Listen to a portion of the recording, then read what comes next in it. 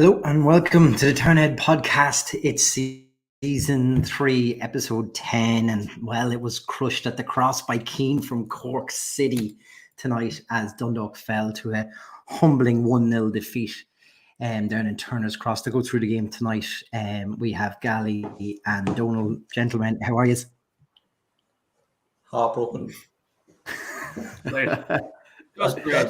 That's the worst Easter Monday ever. I thought the explanation could have been that we were killed on Friday and we did not come back to life this weekend. Definitely not. Zero resurrection. Yeah, crazy. Yeah. Gally, go to you first. Just your quick thoughts on the match. I walked the dog after the game, right? I'm only back. I'm back in 50 minutes. Going to think, right, how would I? Chris is obviously the first question I'm going to ask lads, as every week. What do you think of the game? How can you sum it up? Both teams are poor, but the difference is we've been so poor over the last couple of weeks. It's magnified tonight. Like I thought on Friday after we were in the Lily White Friday, we were talking to Mark Rosser and Jerry Malone, and I kind of thought, right, I kind of said, maybe tongue in cheek, I kind of said the next two games are massive. In the back of my mind, I was thinking, no, well, Cork will be fine because the pitch will suit us, the big pitch, good, the decent weather. They're a promoted team and they're still probably, that's only their second win of the season, I think. Mm-hmm. But regardless of how poor they were, there's nothing we could do about it. We couldn't break them down. We couldn't, it was just unbelievably, what's the word I'm looking for? I can't even describe it. Just, it was like, there was no plan. I don't know what the plan was, but we stopped after 8 because there just nothing seemed to be. It's not that we were all out of ideas. We didn't have any. Passing was poor. And like the funny thing is, I kind of said it jokingly, like we could have won it up after 20 seconds. Yeah. We had no shots on target. And I thought that was shocking until the Donald text me saying, Cork only had 1.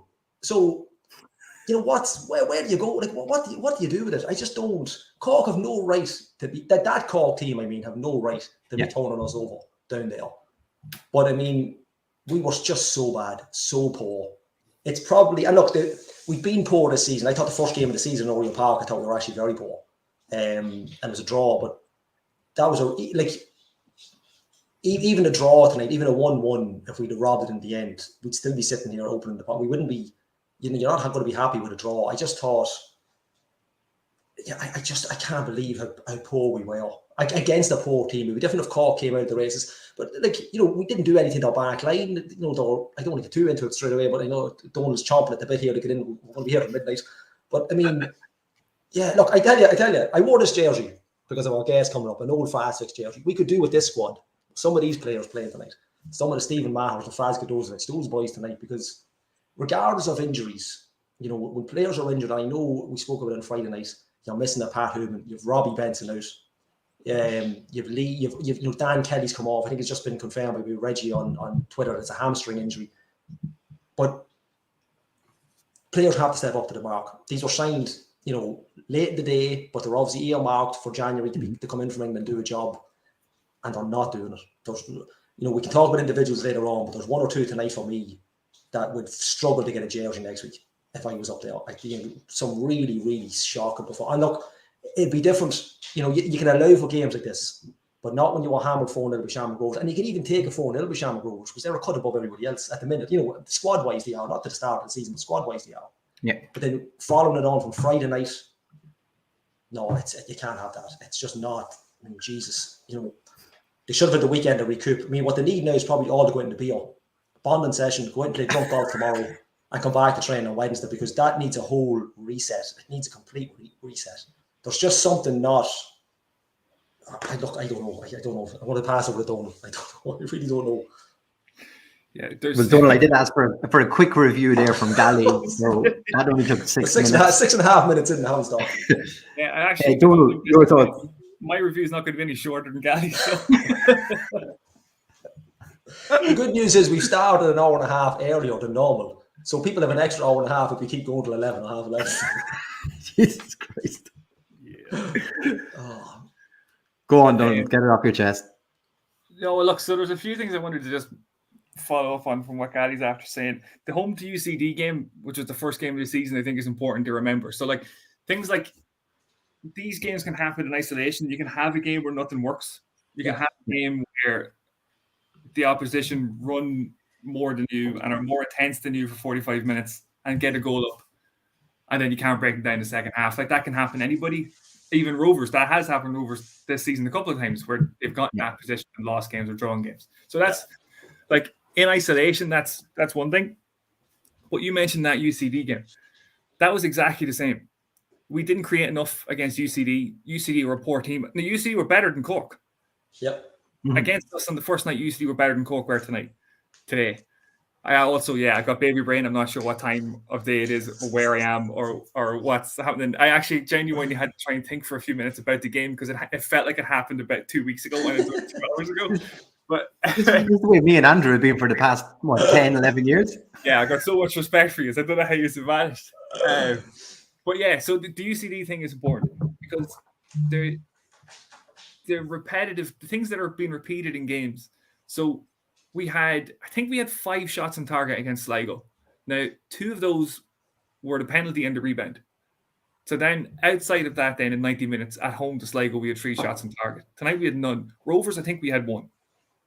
So there's a clear problem. And I know we're missing the head of the table. I know we're missing Patrick Coogan up front and we're missing any semblance of a centre forward at the minute. And I think anybody that I've talked to in the last 2 weeks has said the same thing about John Martin. He'll run and try his hardest, but he's just not going to be a centre forward in the long run. So we know that that's a problem. But there was times tonight where you're like, someone can just have a shot. Like Tulloch was trying, like he did try and he did create a couple of half chances from the edge of the box and didn't hit the target with them. So fair enough. Like it can be a bit misleading to say we haven't hit the target, whereas if we hit the post and the bar, they don't count as shots on target. You know, like it. Yeah. It's a bit annoying, but there's been like wildly inconsistent lineups. I know that's because of injuries and because of suspensions and different things, but you can't, from 1 week to the next, you can't tell what our team's going to be. You can't consistently say someone's going to create chances. Now, if you look at last season, we were winning games and drawing games by not conceding goals. Now, Cork had 1 shot on target and it's a goal tonight, and we've contributed to it ourselves. The Sligo game the other night, we contributed to both goals. We're not defending properly. We're not building play out from the back properly. We're not creating chances. There's not very much that we're doing right in the last few games or this season. But I hate to be negative. You know, we spent a whole year being absolutely completely negative about everything to do with the football club. And you get the feeling that right now there is an awful lot of people that are, if not fully on the negative train, are buying tickets to get on the negative train. And nothing has happened in the last 2 games to make people, to keep this going, to make people not buy the ticket. People are like, there's a train of negativity building and we're not doing anything to get people off it. So I've covered a few things there. I don't know if any of it made sense, but there we have it. Do you feel better though? No, the more I was talking, the more I was remembering other things that were wrong, and the more I was like, "Oh no, I'm never going to get through all this. I only have about 10 minutes. I have to power through these as quick as I can." Well, you gather your thoughts. I'll go back to Gally for a second. So before the runaway train collides into Oriel Park, Gally, we news come out before the game. Donald's just mentioned it about chopping and changing teams. We had 3 changes for tonight. Greg Slogga coming back in. I think there was a few people calling for that after his appearance when he came off the bench on Friday night, and seemed to change the tide of the game for Dundalk to get back into it. Dan Kelly comes in, goes up top. We've seen that happen and work before for us.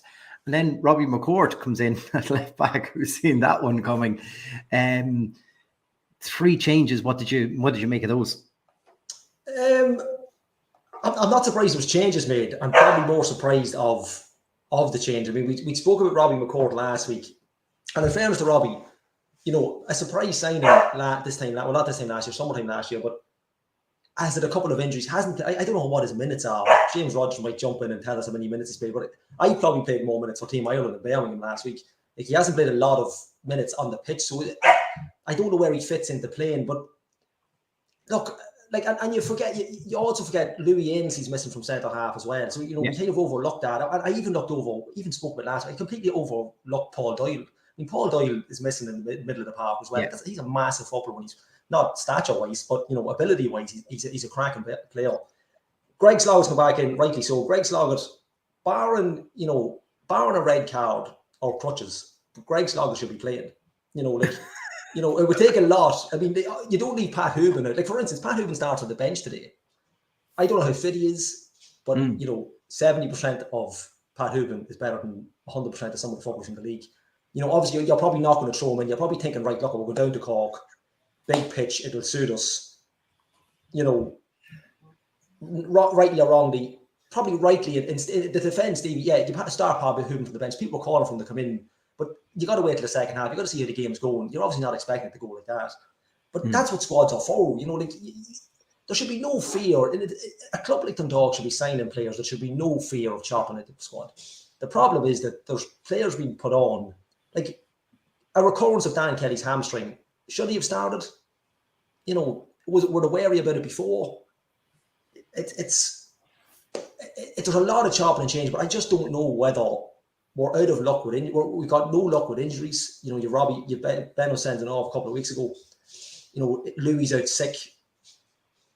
There was a time there, maybe 3 or 4 games in the league when we probably had our best 11 out, and we were, playing really good football. We weren't outstanding. We haven't been outstanding, but playing really good football. The back line for me, it's Leahy, Boyle, Ainsley, and Muller. Archie Davis is okay, but I still think Muller's a better fullback. So when you start chopping and changing simple stuff like that, that kind of cycles off to the team. I mean, for instance, like we talked about Alfie Lewis played last week, deep holding role. I think he should be playing further up the field. I actually think, this might sound completely mental, but Robbie McCourt is probably a better CDM in that role than Alfie Lewis. Now, he hasn't played a lot of minutes. Robbie McCourt's probably played everywhere else, so you might as well. That's what I mean. But for me, he's 100%. He's not a wing back. Like, I can run quicker. He's not a wing back. But I think when we're looking for that little bit of creativity up top, we've nothing going up top tonight. Alfie Lewis is probably that man. Look, we cried about Wardy. Wardy's come on, and it hasn't worked either. It's just one of those nights. I hate saying that, one of those nights. That's really cliche, but the changes haven't worked. But whether or not, but as long as your performance is like that, it doesn't matter who you've been on field. Like, as long as there's not that drive to get, like in the final third, we created nothing. Like, Tulloch's had 1 or 2 chances. That's pretty much it. O'Kane's come on, Ryan's come on. Normally, I'm, can't wait to get him on the field. And look, it's great to get him on, but again, nothing's happening. But that's not him not trying. It's just not. It doesn't seem to be fluid enough for them to get the ball down to feet and move the ball around the team. They just seem to be lacking everything. Like, even headers. We couldn't win a header. 50-50 balls. We were second to most of them. It's just, we just doesn't. Look, I know Cork are tough. They're a battling team, but they're not a team you should be going down there on a summer's day. I know it got rain, but at the start of that game, it was a perfect evening for football. You got to be going down there looking to win. Never mind picking up points. It's not results we're looking for. It's the win. We don't need our result. It's the win you're looking for after the last 2 weeks. Look, is it strange though? We start Yili Coco out on the right. Yeah, Dan Kelly's, that's his natural position. Like, should he have gone there? Should have played John Martin up top? Because if you don't play Hooban because he's not fully fit, then surely you don't play Dan Kelly too, because now he's gone and got injured on you. So by that logic, it's it hard might take something like that. It might take a brave decision. Yeah. And like, if there was a game to do it, it probably is today. Hindsight, of course, hindsight's great. We're all great with hindsight, but Eli Coco maybe playing off, as a false nine, maybe that could have worked. If you're going to do it, like, he's got in on goal after 20 seconds. No right to be in there. He's gotten in, great defending. Could it have been something that worked? Absolutely. But of course, we're saying this after the final whistle. But there just seems to be, like Donald had said, between us here, we probably can't pick the strongest 11 at the minute. It seems to be all kind of. I know Tulloch's gotten a good run on it, but he's not. For me, he's just not doing enough to be meriting those amount of minutes.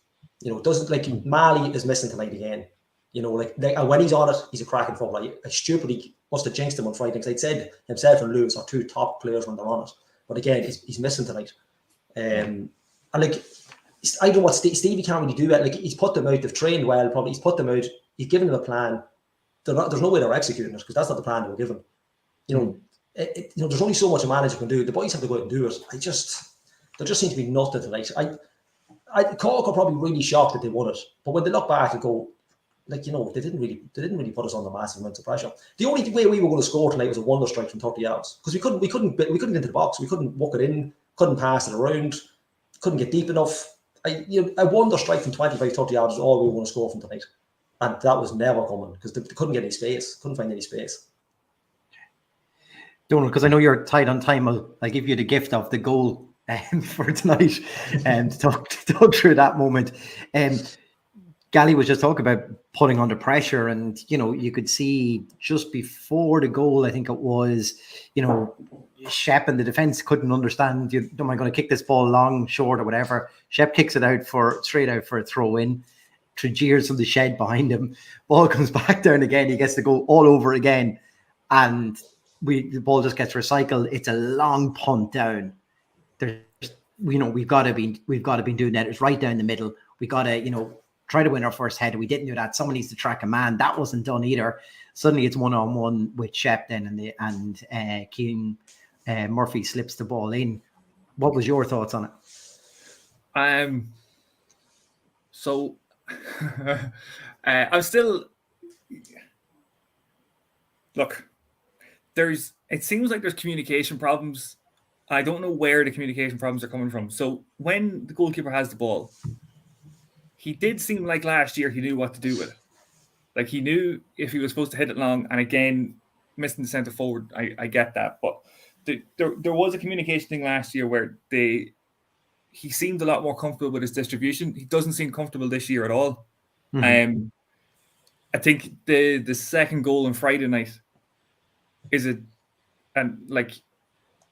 symptomatic of that as well, that he wanted to kick it forward but had no one to kick it forward to, so he played it short and we get caught and we can see the goal. And it's very, very, very frustrating because you think the easiest thing in the world is just to punt it upfield. If he's confused, just punt it upfield. But then if we don't win, he just did that and put it out for a throw in, and that's obviously in the back of his mind then, isn't it? Yeah. And if we don't win the first ball that he kicks out, and we don't win the second ball, they're clean through and goal. So it's one of those things where you're kind of damned if you do and damned if you don't. Like, you don't want them to be able to play out from the back because that's how they're going to build up possession. And against a team like Cork, where you don't have a centre forward, like Sligo the other night, if we punt the ball forward, it's just coming straight back because we don't have anybody to win it. But teams seem to have figured out that the only player that we want to play the ball through midfield on or with is Alfie Lewis. And as soon as Alfie Lewis gets the ball to his feet, there's two players on his back. It's like thinking of the pantomime thing of he's behind you every single time he gets the ball. There's somebody on top of him. And I was starting to think of what else can they do? If the long ball isn't working and playing the ball through Alfie Lewis in midfield isn't working, then where else can you go with it? And also, I see Patsy bring that up. Could he have saved it? Could he have saved the one shot on target? I think he did kind of slip slightly coming out to close the player down. So I'll give him the benefit of the doubt on that. Yeah. No, it's more just when everything's going wrong. Of course, he slips when he's coming out to try and save the one shot. It's just that happens. It's just when you really, really, really, really need a break and really need a big save. Yeah.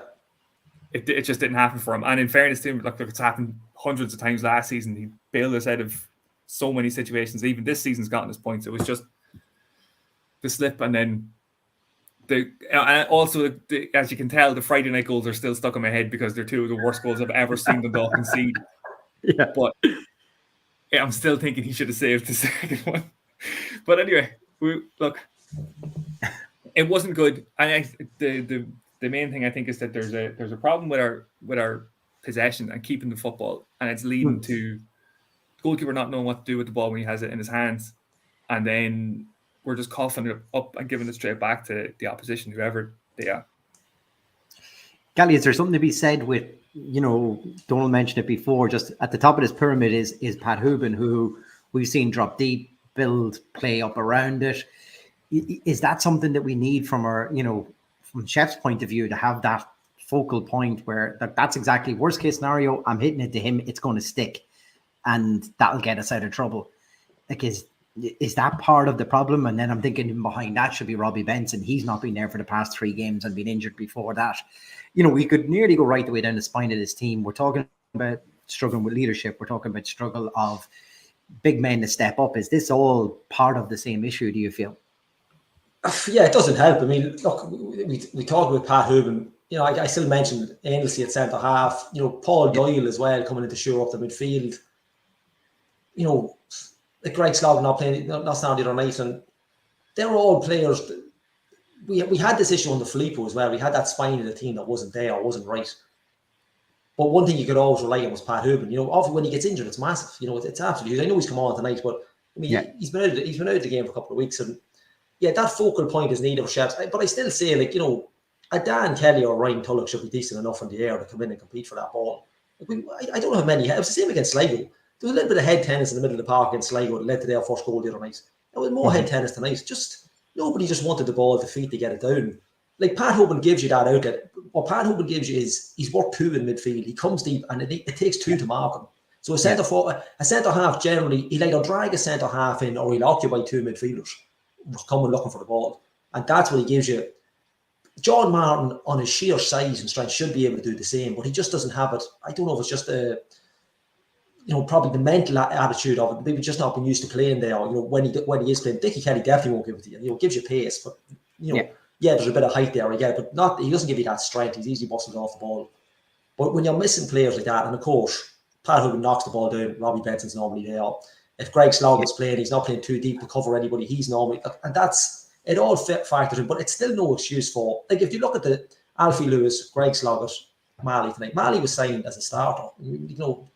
Mali supposedly keep Ward out of the pitch, out of the field. That kind of role. So he should be there competing. I get we don't have a focal point, but they're training with Pat Hooban week in, week out. They should be saying, right, well, if he's not playing there, somebody's got to take this on. They should be able to spot someone. And look, we've gone into the league. The ironic thing is, we're talking about strikers and a focal point. Dave McMillan was retired from football. Dave McMillan could play tonight. Having not trained, probably could come in tonight and do a job for you. For some reason, nobody in the league signed this fella. Surely we could go out and give him a buzz and say, Dave, we need a contract for 3 months. We need to sign you up. Get him in. It's nothing for experience. Like I said it last. I don't know if it was the last podcast in Oriel or the week before. There is no way there's not a baller in the under 19s that can come in there and do a job. There's no way. Somebody's got to come in there instead of chopping and changing the bench and playing players here and trying one out here, trying Dickie Kelly up top. There has to be somebody there. Like Owen Kenny was named at the bench the other night. Was that Friday night? Yeah. And then tonight he's not there. He's not there. So there's obviously something there that you might be able to do a job with. I just think at this stage you shouldn't fear doing that now. They should be looking to say, right, lads, if you aren't pulling your full-time wages, your weight here, we're going to bring in some boys and see if we can do it.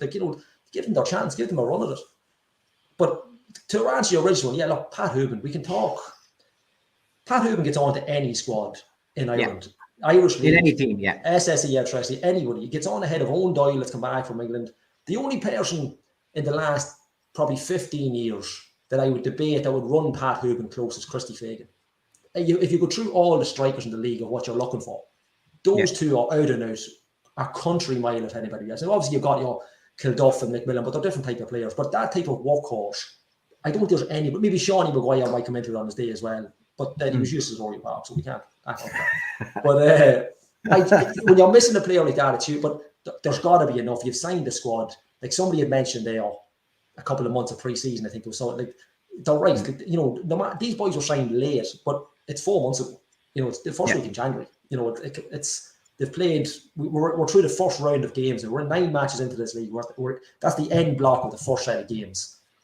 they now have to study those games and say, right, we have to do the exact opposite of what we've done for those 9 games. Because Derry now on Sunday at 3 o'clock, I got a text earlier on, just a random text. Oh, do you think it's from another fan from another club? And do you think maybe O'Donnell might be in trouble? I was like, no, but I mean, if we're still here next Sunday, the lads are going to start asking questions. And I don't believe he is. I still think there's no doubt in my mind that he's the man for the job. But this is where it starts to creep in, and people come home from games, they're so disappointed, they're tweeting out the stuff more than anger than anything else, and they don't let it settle. This way, this podcast, we're live straight after the game, so it could be dangerous sometimes. But for once, we've had a 2-hour gap between the match, so we've got a time to think. But you still haven't calmed down. I wouldn't mind. No, and there's no covering that tonight. Like I had said on Friday night, the next 2 games are massive. After that tonight, I really fear for, I think I said this last year. We actually told we might have taken a couple of points off Rovers or beat Rovers, but Sunday now 3 o'clock. It's huge. It's absolutely huge. It's the first game of the next round of games. It is massive. It's as big as a game we've probably played since the cup final, the last cup final. It's massive. It's huge. Only 10 games at least. It's absolutely huge. Look at Bo's points total already. They're not drawing games. They're way out in front. We're 10 points off them already. It's frightening. We're down to 7. Will finally get you back in. Gally's covered a multitude of points. Gally could do a separate podcast this week where we just rant at each other for a couple hours. I'll try to get you in on something.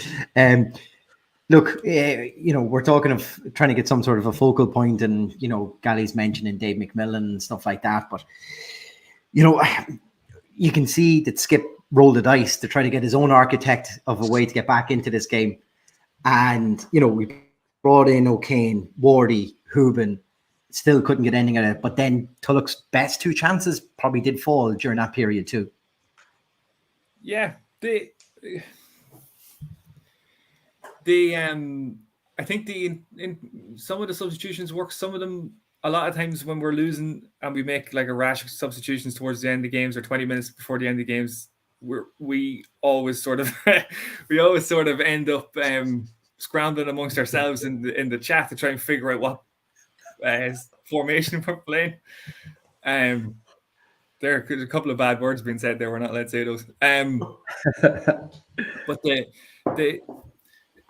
we should be. We created a couple of half chances. Mm-hmm. Well, I'm saying we did. He created them basically by himself out there. A couple of short little passes stuff out in the left side, but we didn't. A couple of balls into the box, maybe from corners or free kicks or something, maybe caused a bit of chaos, but. It's just there's an incredible lack of creativity, and I would the game plan. You're Cork are going to be up for it. Cork are going to be up for every home game, massive crowd, massive atmosphere and stuff. So they're going to come out of their blocks, and you could they're going to run themselves into the ground for 45 minutes, which they did. They're going to get tired late in the game. They're going to drop further and further back. We have to know that's what's coming. We have to know that we're going to get to 20 minutes from the end, whatever the score is. We need to be pushing on, creating chances. And I met someone earlier on saying if we were a competent attacking team, we'd have scored 2 or 3 goals before the end of the game because the chances were there. We just couldn't create them. And it's very familiar, like I was saying, to the games some of the games I've seen this season, even the ones that we've won, even the game in Drogheda that we won, we did it without creating really any chances. And it's let me turn the lights off for myself. That definitely means it's time to go. The lights are gone off. That's the way. So I'm going to giving you a hint, pal. I'm going to jump because I have to, look after a very cranky baby. But he also has to look after a very cranky dad too. So it's a package. Circle this football game. He's going to have his work cut out from tonight. He's listened to all this already. He was listening to it when the game was on. The one thing I will say is, fucking Joe Biden's ruined this, because Friday night, with the atmosphere, I imagine the atmosphere would have been great for the Derry game Friday night. Sunday 3 o'clock's not the same. Obviously, we can still create a bit of an atmosphere, but genuinely would not be surprised if we got a result on Sunday. Oh, we absolutely. There's not the fact that we're going to give out a bit and call it a massive game. Yeah, it's going to turn. Force is going to turn around. There's no doubt about it. Yeah, but backs against the wall stuff that's when Orioles at its best. Yeah, when we're everybody's just, underdogs. Everybody feels like an underdog. Everybody feels like they need to get involved and get the place going again. Those are the best nights. Those are the best games in Oriel when we're up against it. And Jesus Christ, we were up against it on Sunday. And obviously there's a few people that will recognize names I won't say. And a couple of people, that will get a nice reception, and some people that will not get a nice reception. But it should be a great atmosphere. And I'm not going to say I'm confident we're going to get something, but careful now. Get something. Anyway, it's on that bombshell, I'm going to leave. It's more of a performance thing. Yeah, sorry, Doug. Sorry. It's more. What I was going to say, it's more of a performance thing. Like if you get a draw and it's a cracking performance, brilliant. Oh, if they play absolutely muck and win 1-0. Oh, look. Yeah, of course. It doesn't matter. But the performance level has got, like, they even compete with the likes of Derry City. The performance has got to go up tenfold. Yeah. Right. On that bombshell, I'm gone. Go for it, Don. Gally, on nights like this, it's nice to have a little light relief while staying within football. Please welcome to the show for the second time. Now it's Paul Bean. Paul, how are you? Hi guys, how's it going? Paul, how's things? All good. Paul, you were with us last year for KitCon when it came to Dundalk for the first time. It's back again this year, and it's great to see you back, and great to see a good plethora of League of Ireland jerseys there behind you too. Yeah, I didn't realise you guys are playing Derry on Sunday. Sorry about that now. I probably should have changed the display. I was coming on here expecting that you guys were going to be rocking from a great victory. So, sorry, do I have to tiptoe around it? Or? So did we? No, please. No. Pull the band-aid off. Yeah, well, Pat Hooven was doing the business. He came and lit up last year's KitCon as well. So he's brilliant on and off the pitch. So fair play to him. He's still doing the business. Great man, great baller. I think last year's event, Paul, went down extremely well. Great feedback from everybody who was at the event as well. I suppose tell us about this year's event and what you're going to add to it, I suppose, to make it even better. Yeah, well, it's going to be difficult because the people of Dundalk really showed us a brilliant time. They came down in their droves, and it was a really, really, really good day. There was loads of kits on display and loads of great talks, and people came down from all over, but it was well populated by the lovely people of Dundalk. And as I said, Pat Hooven came along as well and gave us a bit of glamour. So this year, we're moving a little bit further south to the Big Smoke, and we're going to be a little bit bigger, a little bit better. The groundswell on the ground is there's more collectors, there's more vendors, there's going to be even more talks, and we're expanding it into a sort of 2-day event this year. Okay. So it's really, really starting to grow steam, and really, really looking forward to it. Yeah. And of course, you have kept some sort of Dundalk links for this year as well. I believe Derek Pepper is there with his collection of jerseys, and now anyone that knows Derek well knows that he loves to have an opportunity to get out the old jerseys and go through them all. We've seen his array of jerseys before, and they're fantastic, and there's a great story behind them all. I presume he's probably going to bring maybe some of his Dundalk, maybe some of his Liverpool stuff, will it? Well, we're hoping that he'll bring as many of his shirts as possible. He's got one of the finest collections of match-worn shirts probably in the country, and he is Jack Snacks on social media. Apparently, that's the famous chip ban in Dundalk, is it? Chip ban, yeah. Used to be the square in Dundalk after a night out. Okay, I only just recently found out the story about that. Yeah, but Derek, lovely guy, and he wasn't actually available to. He popped down briefly last year, but he wasn't in a position to showcase. So we're delighted to have him on board. He's bringing his match-worn Dundalk collection from DS shirts from the 60s, 70s, 80s, 90s, like some of the most iconic shirts, and they're all match-worn. So they're that little bit extra special, and he's going to be showing them off to kitsters from all over the world. And there's a lot of different League of Ireland representation this year, and delighted to have Derek on board. And it's the type of collection that you might just see online every now and again, or if you're lucky enough to know him well, maybe you can pop around and see it in his house. But the whole point of having these collections is that they should be showing off, and that's the whole point of KitCon. That I'm looking to grow it into a huge event in a couple of years' time, where kit collectors up and down the country are just dusting them down, taking them down from the attics, taking them out from the wardrobes or the rails where they have them, and showing them off. Like, what's the point of a collection unless you can show it off, right? And some of the photos you put up this week, like we're seeing Irish international jerseys, we're seeing League of Ireland jerseys in there. I mean, there's a range of everything, Premiership jerseys. So there's a little bit for everybody, really, isn't it? This is like going to be, snapshots throughout Irish football history for a lot of different League of Ireland clubs or the national team as well. We have collections this year from the Ireland national team, Northern Ireland, Borussia Dortmund, Manchester United, Liverpool, Arsenal, Dundalk, Bows, Finn Harps, Cork City, all the 90s Cork City shirts, the Guinness ones. Oh my God, no. seeing them in the flesh, unbelievable. Sligo Rovers, Newell's, Old Boys, the Dublin Fluminense supporters club are coming this year, so we're having a little bit of exotic South American flair being brought to the event as well.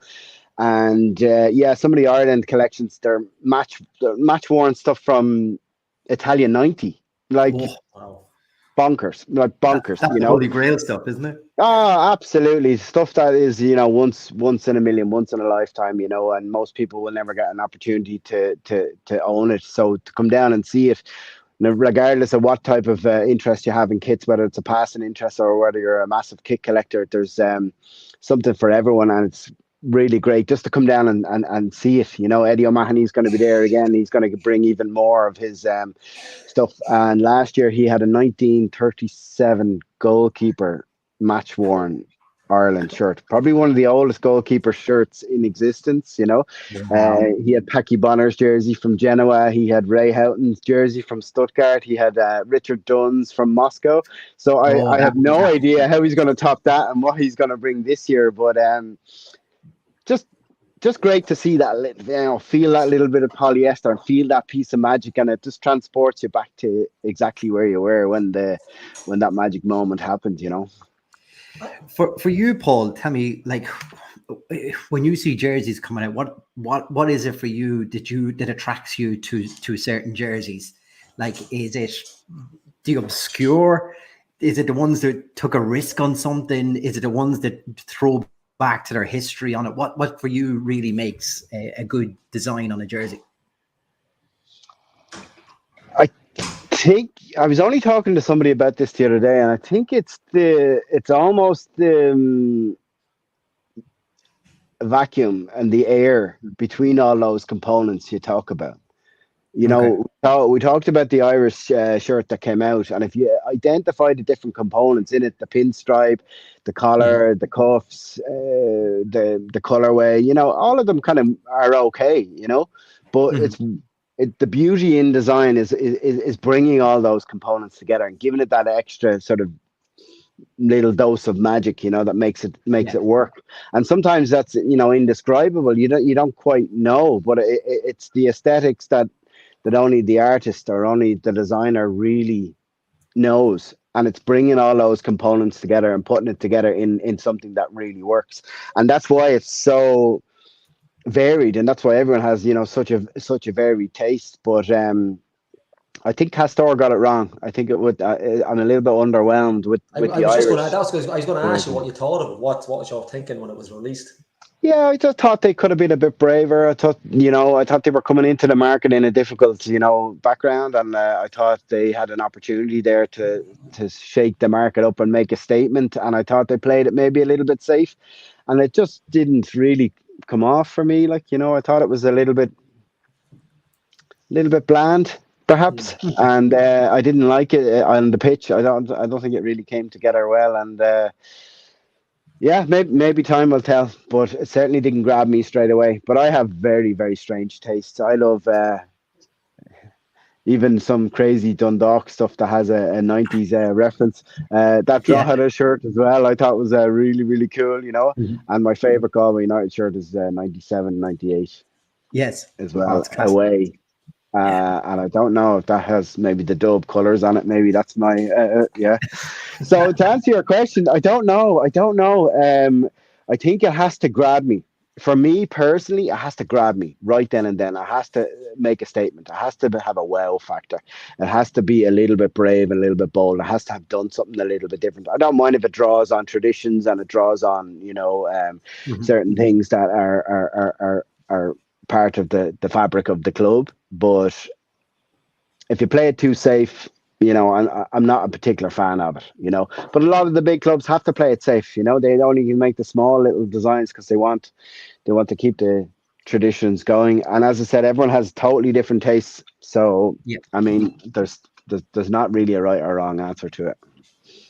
I was watching. It was just. I actually. It was on my Instagram. You're because I follow you on my feed. You popped up once or twice, but on you were on Talking Kit, and they were talking about the desert island kits. And you had mentioned. I watched bits and pieces, but you had mentioned. I fell down a complete wormhole about 2 hours before the game today. Why didn't you watch the whole thing? I was watching. It's only 20 minutes the long. Dundalk How game. busy are you? And why would you admit that? You The wouldn't have Dundalk to. You game. could have I just said just you watched started, it. and I think I just caught it right. Paulie's already down. Don't beat him. You had mentioned Icarus kits. This Icarus brand. Yeah. And I'd never really heard it, but I fell down this wormhole of watching. And you just mentioned there, like kits that stand out. That like they're a company that I've never seen kits as kind of bold as this. You know, some of them are just absolutely. I know they're talking. I don't mention are they talking at the KitCon, or I think they came across your feed, but they're they actually have some sponsoring. Yeah, they've actually come on board as sponsors, and Right. they are one of the most dynamic brands in really world quality football stuff. at the moment. Yeah, they're kind of the cheeky young upstarts from Philadelphia, you know, and the Americans have absolutely no link. You know, they don't pay any kudos to tradition. They rip up the template and, you know, start afresh. And the renaissance in lower league soccer in the last few years has been driven by traditionally or typically young people.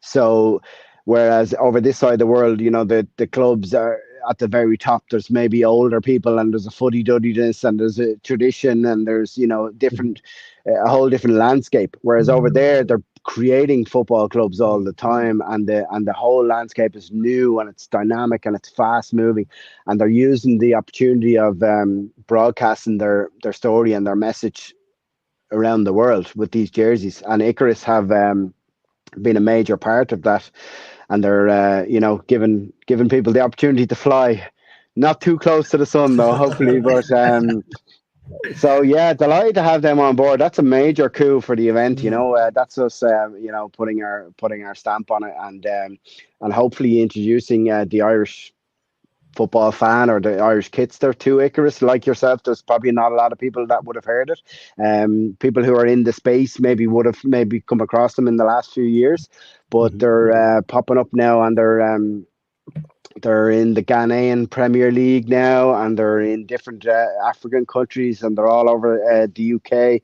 And I would imagine you're gonna see them on an Irish kit at some stage. Yeah, they're definitely growing, and fresh, exciting, brand new designs. Like it's a whole new.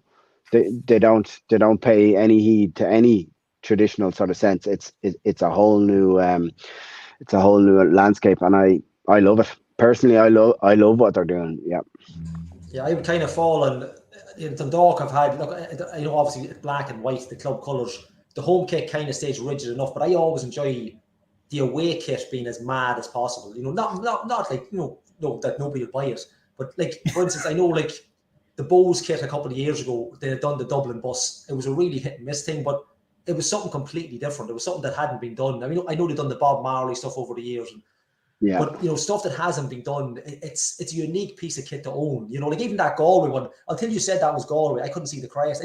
I thought it was a Coventry jersey. I don't remember Galway having that kind of that color scheme. And for the away kit or the tour kit, the madder the better. I think they're more kind of it's a unique spin on what, the simple black and white. For instance, just using the Dundalk as an example, like you say the red one there behind you as well on the left. It's a I complete love that difference. red one there, and I love the GNR kit that they had as well. I think that was a lovely move. But I'm liking what Player Fit are doing this year as well. Like, I'm not quite sure yet. Hopefully, they're coming down to kick on as well. I have been talking to Player Fit as well. Like, so they've yet to confirm, but please God, we'll see them. I saw your podcast shirt that they did. That's really cool as well. It looks really good, I have to say. I love it. And the home kit was played fairly safe, but I thought the away kit this year with Player Fit is really good. So I'm excited to see what they're going to do in the space as well. Yeah. And like that, second and third jerseys are always that little bit easier. Oh, we lost you, Paul. Oh, it's gone. We'll give him a sec. Mental. But he's right. He's gone. Oh, there we go. Oh. All right. Don't know what happened there. Was that me? With your back, it's okay. All right. You were just saying about the second and third kits. It's good just to... it gives you a license to be a little bit more, flamboyant with it as well. And I think true design classics are always Marmitey at the start. Always. If you look back on any of the ones that people, say that are classics now, at the time, people either love them or hate them. And that's usually the line where it's, as I said, that certain je ne sais quoi in the design thing. Sometimes the designers are ahead of their time, or they see something that other people don't, and that's what creates the friction at the start, and that's why some people hate it and some people love it, and invariably they're the ones that go on to be the true classics. Look at the bruised banana there when the Arsenal shirt, when that came out, it was absolutely pillar. Yeah, true. Hated.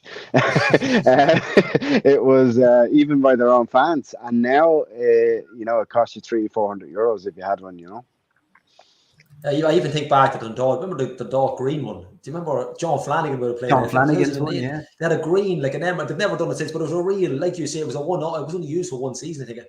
Like a real, like if you had one now, I don't even know if it was sold as a jersey, if anybody bought it, but it's such a, like, that green was never used again. It's really classic now, because it's, like you say, at the time, it would have been like, Mom, people we're not having this. But then you look back at, God, I'd love to see something of that kind of vein now done again. Yeah, it's crazy. And I was just looking at, Derek sent me some photos of the type of kits that he's bringing down. I can't wait to see some of these Harp Lager kits and in the flesh, the ones with the little narrow pinstripes. And I remember having cutouts and posters and stuff on my wall about these kind of things, and Dundalk were this exotic team, like that I knew nothing about, and I always remember that particular kind of era of kits. So I'm looking forward to seeing them in the flesh. Paul, is there any teams that when they release the jersey each year you're always waiting on? And I'm thinking, like, I know you went mad for the Vicenza jersey when that came out last year, real iconic. I bought the new one since I was talking to you as well. Yeah. So I guess sometimes there's a bit of FOMO in the industry, and there's a lot of chatter about particular shirts, and then when they come out, people are kind of clamoring on them. I've kind of peeled back a little bit on that, but I think this particular era of Venezia shirts is going to be go down in history, because it's the first proper sort of fusion with the fashion world, and it's they're almost taking a step above and beyond. Just the purpose of a football shirt is to be distinguishable on a football field, whereas they've almost made that the secondary kind of purpose of it. So they're kind of gone into the stratosphere a little bit with it, and some people have said that that's kind of disrespectful, or that to the club or to the traditions or anything like that. But anything that's bold and anything that is good in terms of creating a few ripples, that's invariably what sells the shirts, and that's what benefits the club and gets the message out there. So I only Caversham United shirts. They're the club that I sponsor, and they're the only ones that I absolutely have to get nailed down every year when they come out. But apart from that, no, I think the main shift is going backwards now. The biggest thing is people are looking for retro kits now. And it's such a shame that the League of Ireland didn't capitalize in the 80s and the 90s, because there's nothing available. There's nothing available now. And there's actually a huge opportunity for people to come in maybe in the score draw or, match winner type thing. Match winner have just come back out as well. I'm actually talking to them about some other, about some football kitbox stuff. I'm hoping to feature them. And I am going to plead with them to try and get the purple Whirlpool Shamrock Rovers away kit remade, because a hideous kit that was laughed out up and down the country, and now worth a fortune, worth an absolute fortune. So it's gas the way it goes. But there's definitely a space in the Irish market, I think, for someone to come in and maybe make these kind of reproductions and link up with the club. So I think there's a huge demand for them, and there's just none available. If you want a Dundalk shirt from the 80s or 90s, and they only pop up every now and again on eBay, and it's Dundalk fans outbidding each other, and then they go to crazy money. So it's kind of it's a little bit sad in a way, and I'm delighted now that most clubs have latched on to the power of the shirt, and to see what Bows and Galway and stuff are doing at the moment is on an international stage is phenomenal. I think Playoff Fit have a retro. They have a retro one on sale in the shop, don't they? The club shop. Yeah, I was going to say we actually have a retro one for this year that we brought out. Just real old classic crest and stuff, a basic black and white, full white kit with just the black trim on it. It's nice just to see them, like you say, do a nod back. Made by Player Fit. Every club should. Yeah, it's on the Dundalk FC shop. Yeah, it's there. Yeah, I think it's. Cool. I think it's there. Yeah, it's a real kind of real. Like, it's a collared t-shirt, but there's no buttons. I don't think. I think it's just like an open. It's really kind of, it's real class. Yeah, it's nice. I must check that out. Yeah. No, they're that's definitely a great idea. Yeah, tapping into that whole retro renaissance at the moment. Yeah. Just when you'd mentioned Paul, that's it. There we go. Look, there we go. Oh, brilliant! Yeah. Really nice. Really nice. Yeah. But I think that's really the first time that we've gone in and done something like that. But as you're saying, Paul, more clubs should tap into it because it's their history, and it's great to give a nod back to things like this. Like that, there's a classic jersey that was never really made, but obviously the club gave over the rights to Player Fit to actually reproduce them for this. And you think of how many iconic Dundalk jerseys in particular. There's been. Would that be from the 80s now? Was it? It would. Would have been, yeah. It would have been. It'd be like a nod to the late 70s and 80s. I think there was one. The classic one is kind of the Tommy Mack one. Remember that famous picture, Chris? It was like the double stripe. They'd done it a couple of years ago with CX Sport. They had a kit out with a collar. It was like a double pinstripe down the left hand side through the crest. But that would be kind of that vintage. Yeah, really kind of just. Simple. Derek is bringing a few of those ones from the 60s, and literally that's all that's on the shirt. Two pinstripes. Classics. And maybe a little O'Neill's badge or something. Maybe. But there's not even a Dundalk crest on it, and the number stitched on, and stuff. Brilliant. Just when you mentioned, just something you said there about people paying stupid money. Do you find that like the kit cons or maybe any other Jerry, but the kit con in particular? Do people make bids on what's there? Or even like, do you find a seller might want to sell, but the money comes in that's really, if somebody have really stupid money, do you find that? It's kind of broken into two categories. So we have, so the ones I listed before, they're all collections. So people are bringing those collections. Like Con McAlevey is bringing 100 different Shells jerseys from the last 50, 60 years. 100 different ones. Like, not a few variations, so that's phenomenal. He's pairing up with one of the other Michelle's Kids collectors, and they're going to bring again, that's probably one of the biggest collections in the country. They're not going to part with any of them for love nor money. So but I don't know what might happen in the car park afterwards or whatever. If you're offered serious money for it, perhaps, but the collectors are coming to display their collections, and that's it. It means more to them really than money. You know Absolutely, what I mean? yeah. So I suppose they want it in its entirety, or they might be redonating it to the club, or some clubs are talking about coming up with museums. Like Bartley Ramsey's going to be there from Finn Harps, and he has an agreement in place when they do up their new stadium that he's going to donate the kits and the memorabilia. He has like memorabilia from years and years. He's going to kind of redonate that to the club for a museum. So the value on it is more important than the money, if you know what I mean. It's more about kind of retaining the history of the club.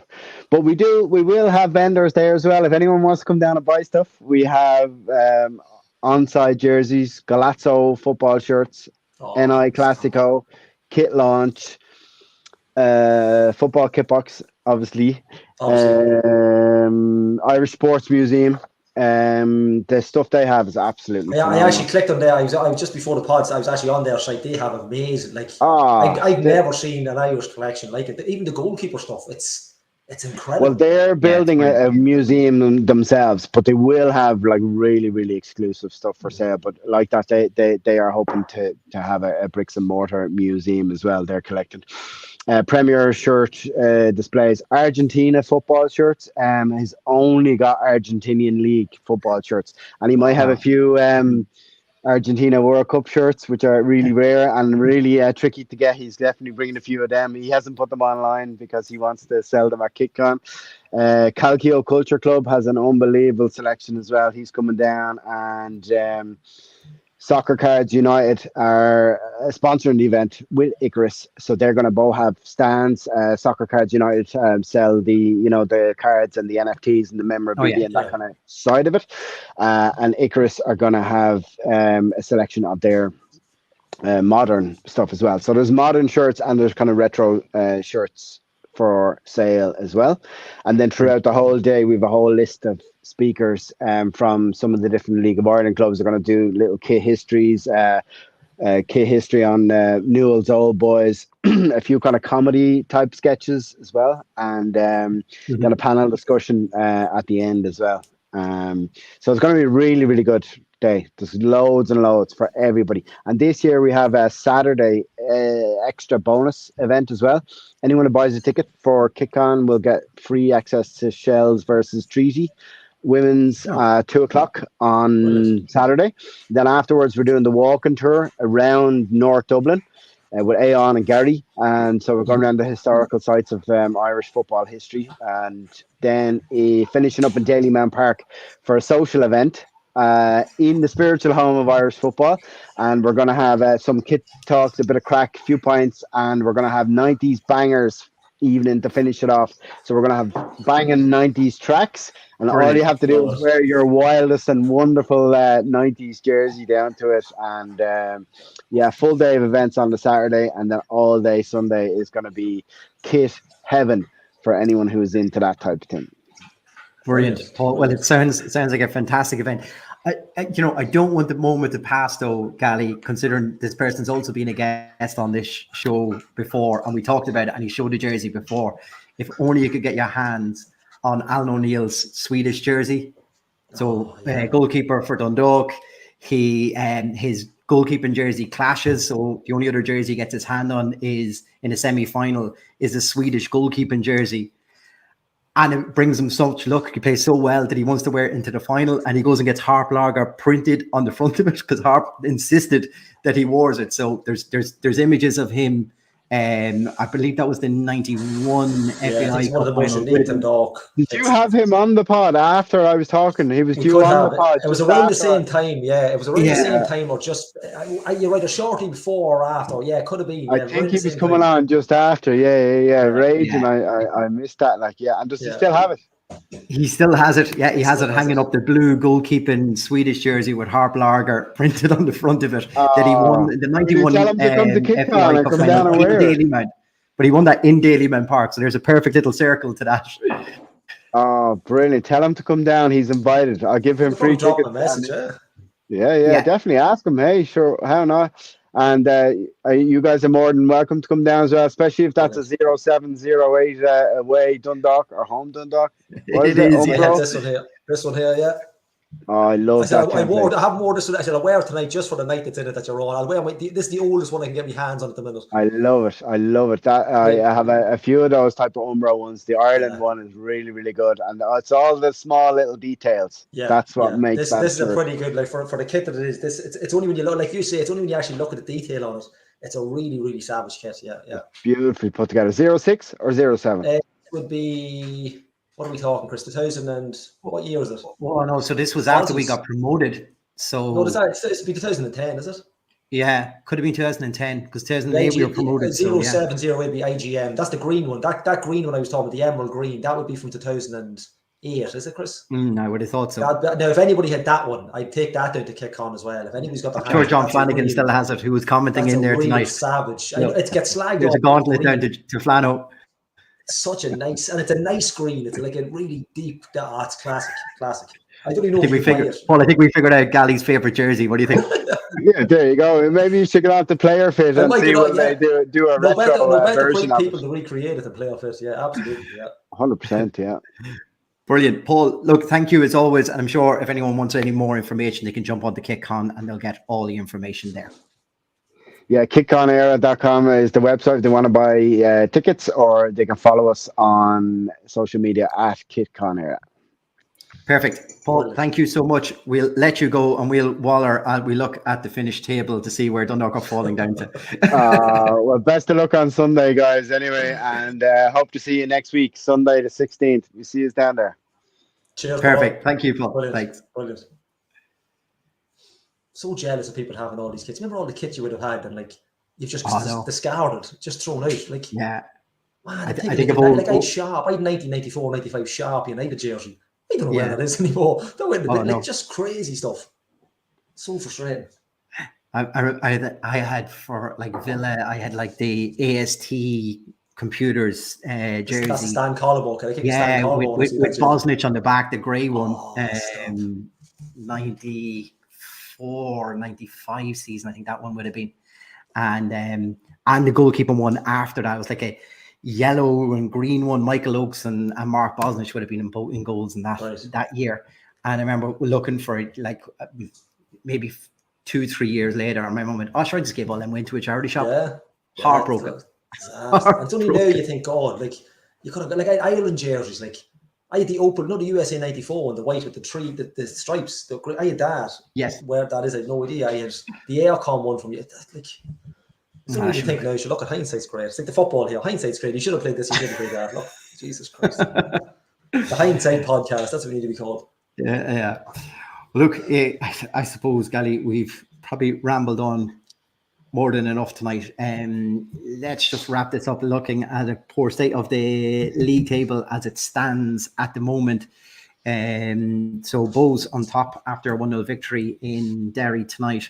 Derry second, 15 points. Then two teams in behind that, Shamrock Rovers and Pats. I believe they got a 2-1 victory tonight, did they? They did, yeah.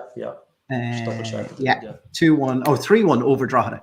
Finished Shelbourne beating Sligo 2-1, which really kind of annoys us then when you think of the Sligo result with ourselves. 3-0 for Shamrock Rovers over UCD, and as I said, and Bows victory over Derry.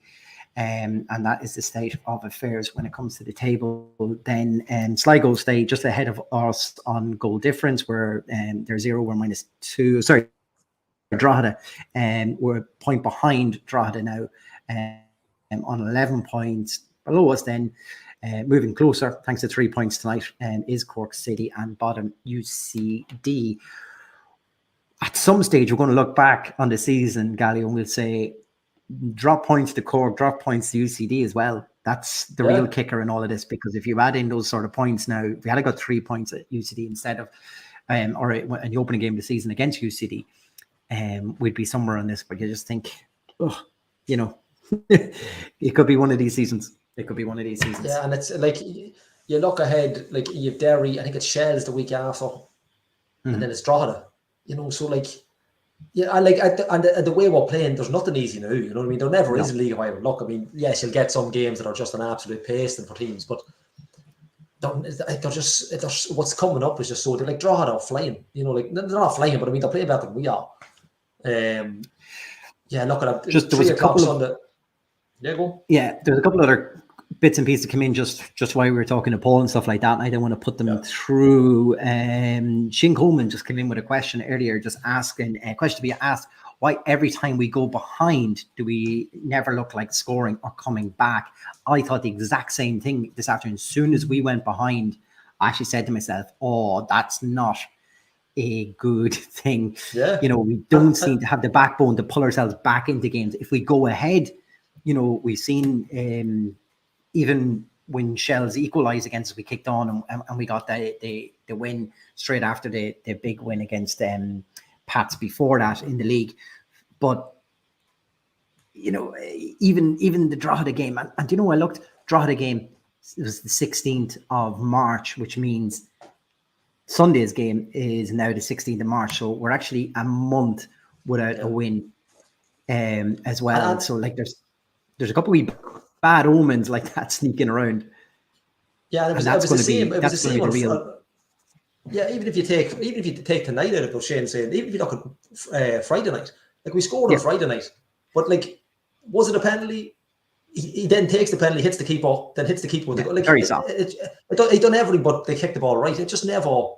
And apart from that, again, we never really looked like taking the game to anybody. It's. Look, and we've never had those problems over the years. We've always looked like we score. You know, we not all the time, but I mean, you know, even on that, we've always looked like, right, it's an early goal, we conceded, we'll be fine. You know, we'll get back into this, even if it's a score draw. But the last two games in particular, look, you'll take the penalty for Friday night, but tonight, like I said, I've probably said it too many times, we could have played at midnight and not scored. You know, that's and the funny thing is neither would Cork. I think that's the frightening thing. No, and that's why I said this before the game. I said to you, this is 0-0 written all over. I think that Skip's going to be cagey not to give something silly away. But at the same time, I was thinking, no Hubin, no Elliott up front. Who are we going to get up there? We're not going to look like we're going to score either. Yeah. And I actually would have took a 0-0 because if you look over the last four results, we've conceded 11 goals, scored 1. You know, no clean sheet since the Derry match or since the Drogheda match then as well. Yeah. So, you know, I'd take 0-0 and hit the reset button and go again, because even if you take the UCD game that time, poor result, we came back and we, you know, didn't show anything great against Bows, but you could see maybe at the end, maybe there's something we could do. But I'm just wondering, he just needs to dig out a result, is my thinking on this right now. Is Skip needs to just dig out a result somewhere. If that had to be a 0-0 to show that we can keep a clean sheet and build confidence from the back, get a settled back four and go forward. And I seen the changes and stuff, and I was like, well, maybe not.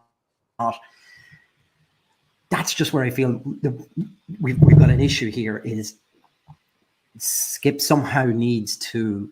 He needs to obviously get results, because you look at the table we just showed there. We obviously need results to get ourselves back into this league, to not get sucked into anything else that's going on. You've seen it last year. Top two teams probably pushed away. We managed to catch up with them. Everyone else below that was all taking points off each other. And, you know, it's anything could happen in any game. If we start getting cut adrift, you get caught in that, then it's what does your season play for? Then you've suddenly got European football going to kick in. How do you raise your game for that? You know, they're the conundrums that Skip's going to face this week. I know, was it yourself or Donald was saying, you know, I think it might have been yourself, isn't a pity it's not Friday night or whatever. But actually, this gives nearly a full week for Hubin to try to get him somewhere fit. Obviously, Robbie Benson hasn't played football because of his suspension. Gives him a full week of training now, get back in. Let's assess Dan Kelly's injury. Have a look at that then as well. Could we have Elliott back, Ainsley with another full week of training coming back there? I actually think the extra day or two might benefit us here. And I'd take 0-0 against Derry at home right now. No problem. Oh, yeah. Avoid defeat. You know, whether we play well or not, just grind out a result. This shows that we're not as easy as we are, because I think if you took how we fell down in the 2-4-0 defeats. I know one of them's it was a cup competition. It didn't really matter, you could say, but it's still there, and it's ingrained in the players that over the past few games that we've conceded a lot of goals. And then there tonight, we didn't create the opportunities enough to go and win the game. So if we can't win the game by scoring, let's make ourselves hard to beat. And I think that's what I'd focus on in particular, depending on what personnel you have available. Just make yourself, like, could we have gone, 3 at the back, 2 wingers, kind of had a flat back 5 at times tonight. Absolutely. And just said, just whatever happens. Like, I always remember Mourinho always said every game he always starts with a point. So you have to take a point away from him anyway, and he's going to go for the full 3. So it's taking that sort of mentality right now, is like, take the point against Derry now. Whatever you do, don't lose the point. And if we can win it, let's win it. But take the point. It's not the worst. And let's not do something silly. Just keep it there. An extra player at the back, might cut out these mistakes. We can spread players out forward, especially Derry. Chances are we'll only play 1 up top as well. So if you're playing a flat back 5 like that, you've loads of extra people to pass it to. We shouldn't be getting caught into these little triangles, the 2 pressure that we've got against Cork tonight, that we got against at the weekend then as well, on Friday night as well. Same patterns of play to keep getting ourselves into trouble. Let's try something different to get out of that. Make ourselves hard to defeat, and then build on that going forward for the rest of the season.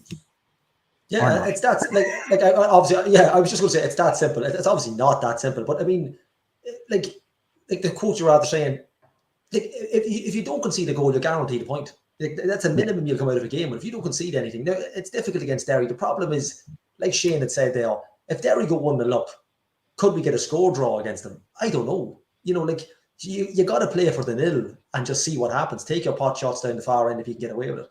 But you have to try and keep a clean sheet for as long as possible against teams like that. And unfortunately, we're in a position where you have to try and keep a clean sheet against everybody we play now, because there doesn't seem to be that little kid of, right, well, 1-0, we'll get back into it. Like, Stephen Kenny would have conceded a goal in the 80th minute, and you would have said, we'll score in the next 12. That was the type. I know I don't want to go back to that era, but it was a different mentality. But Stephen O'Donnell played in that. So it's not like it's not like he's not teaching these lads that. I think the players have a lot to answer for. There's no way the training or the strategy they have is what we watched tonight. Mm-hmm. Those lads have to go out, put on that jersey, and do what's asked of them. At the minute, they're just not. They're not doing it. Like you had said, if you can start with a point, it's up to Derry then to come and take it off you. Yeah, that's the aim of the game now. Keep the ball out of your own net, and a chance will come your way somewhere, especially at Oriel Park. 3 o'clock Sunday kickoff. We don't know. It's been, I can't remember the last one we had, but it could prove very significant. That game that's been moved, like you said, I know Donal a Friday night for the Oriel Row. You'd love it in Oriel Park on a Friday night. Derry coming to town, but that extra 2 days, they'll be training now on Friday instead. Probably maybe Saturday morning. Yeah, that it could be pivotal. It could be. Look, you're hoping that the second round of games kicking off on Sunday really kickstarts the season, because unfortunately we're 9 games in and we haven't got a goal at all. Yeah, and that's it. Just it's very easy to get cut adrift on these things. Yeah, absolutely. And when we had with the league table up there earlier on, and we were looking at it, and people were talking about poor start from Shamrock Rovers, poor start from Pats, was Clancy under pressure. They've just put everything behind them now, drawn a line and said, just build results, That's it. and got themselves back in. They're, knocking, what did I see? Was Pats on 12 points now or something like that already?